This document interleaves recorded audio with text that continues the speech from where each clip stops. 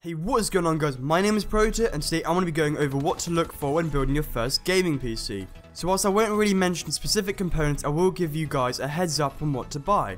This because the video will probably become outdated really quickly otherwise. So this video was suggested by Sciama, link to his channel will be down in the description. Now I know he asked for reviews of PCs and laptops, but unless you're getting a top tier Razer gaming laptop, I wouldn't really suggest going for anything other than a PC. Also, anyone can build a PC, and I would even say that you can save a few £100s by not having to count the labour hours for the PC that the other person built. In addition to that, you'll also be able to pick the parts, and there'll be a recommended build down below in the description for certain price brackets. Nowadays, it's really easy to build your own PC, and even the internet has lots of help for specific components. So one thing you should be asking yourself is, how much do I want to spend for the computer, and what am I going to be using it for? For example, some games are less demanding, so if you're only going to be playing Minecraft, you don't need to spend very much compared to if you're running Battlefield 4 on high settings at 1080p. Another example is whether you're going to be using the computer for gaming, video editing, graphics, schoolwork, and this too can impact what components you put in your PC. In this video, I'll be mostly focusing on gaming though. So in terms of the CPU, you don't need anything more than 6 cores for gaming. In most cases you'll only need 4, but some games are starting to utilise 6, so it's probably a good idea to move on to that. As for AMD vs Intel, you don't need a Core i7 for gaming. The games just really don't use this feature such as hyper-threading, since they don't require it. What you will notice with a larger core count is programs like Photoshop, After Effects, Premiere, Sony Vegas and other video and photo editing softwares will run much smoother. In general, if you haven't got very much money, I would probably go with an AMD option against Intel. Intel provides better performance per core, but it also costs a lot more. At the time of making this video, something like an AMD FX 6300 will be just fine. Now onto the graphics card, or GPU. The GPU is the most important part of your gaming PC. Look at synthetic benchmarks for the types of games you want to play. These benchmarks will normally be put on high settings, and playing with lower settings can dramatically improve frame rates. A lot of modern games still look pretty damn good on medium. Also, as for Nvidia vs AMD, ignore fanboys. Performance is similar, each company has driver issues and each company has released some excellent products. The monthly best graphics card for your money article is also a good rough guide. Do check benchmarks though in case your favourite game or game type performs notably better on AMD or Nvidia. Also consider your resolution and if you're planning to upgrade it. A card that works well with the 1280 by 1024 monitor may not produce playable FPS and 1920 by 1080. Both AMD and Nvidia also offer features like links for multiple graphics cards to increase performance. This is called Crossfire for Radeon cards and SLI for Nvidia cards. However, unless you're running a 4K display, you might get incompatibility, micro-stuttering, and it's just overkill if you plan on playing at 1080p. Lastly, selecting a graphics card because it has more memory is like choosing an exotic car based on the size of the gas tank. There's so much to know about GPUs that it's pretty much impossible for me to cover all of it in this video alone. But overall, this is where you should be spending most of your money. As for RAM, let's start by saying that Windows automatically requires 2GB of RAM to run, and what you'll find is most gaming rigs either contain 8 or 16GB. Again, you'll need to ask yourself what you're going to be using it for. In most cases, 8GB of RAM will be just enough, but if you plan on using your PC for other things such as video editing, you may want to opt in for 16GB. The nice thing about RAM is it's also expandable. This means that if you want to run 8GB of RAM, you can also put another 8GB in later. Since most motherboards use dual channel RAM, it also means that your 8GB of RAM will probably be in the form of two 4GB sticks. But basically most people nowadays will only need 8GB of RAM, up to 16, and then anything like 32GB or 64GB will just be overkill and will cost way too much money for a gaming rig. Now in terms of the motherboard, it's probably one of the most confusing things that people get caught on. They are responsible for connecting and communicating between all of the components inside.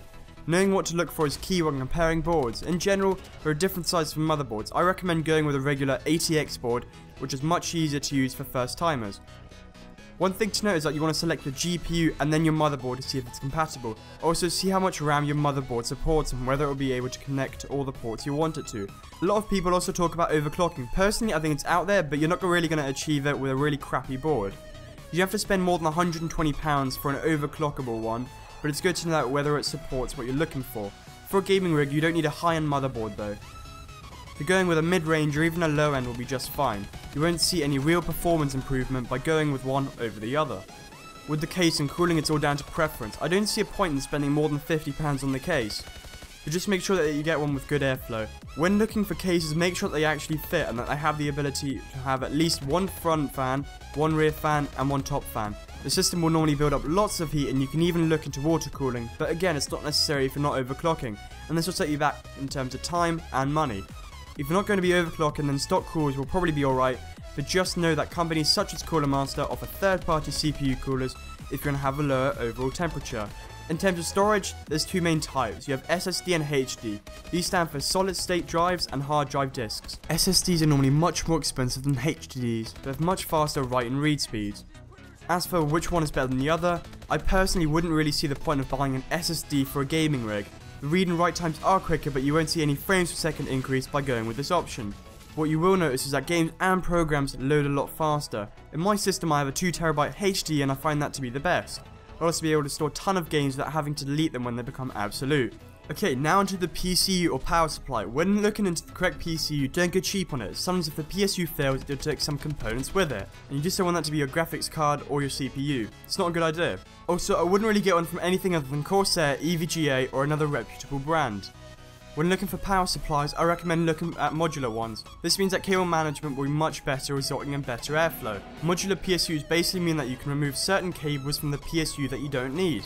Also, it's a good idea to check how many 12-volt rails are available for things such as the fans, LEDs, etc. Also, the more efficient your PSU, the less noise it will make, the less power it will draw, and the less it will cost in your open energy bill. PSUs are rated at 5 levels, 80+, 80+ bronze, 80+ silver, 80+ gold, 80+ platinum being the most efficient. I'd recommend going with at least 80+ bronze certificate.